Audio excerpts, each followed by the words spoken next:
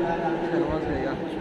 जैसे किसी ने कहा था नहीं आती तो उसकी याद अक्सर और नहीं आती, ये बात चाहे तो फिर अक्सर मुझको याद आती है।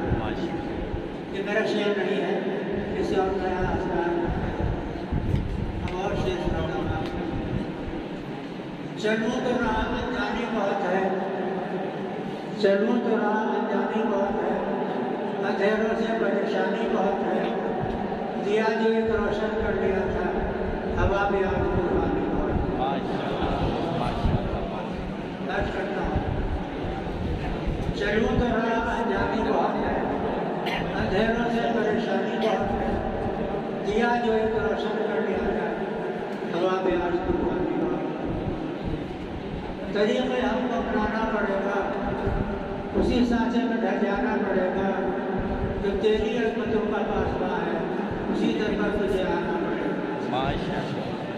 तरीक़े हमको अपनाना पड़ेगा, उसी सांचे में ढल जाना पड़ेगा, जो तेरी अज़मतों का पासबा है उसी दर पर तुझे आना पड़ेगा।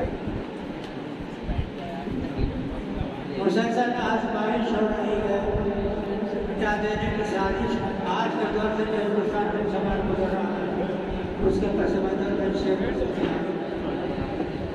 मुसलसल आज़माइश हो रही है, मिटा देने की साजिश हो रही है, और मजबूरी खड़ा हो जगह पर जहाँ तीरों की बारिश हो रही है। आज हमारे हालात है, हमें किस किस तरीके से सताया जा रहा है। और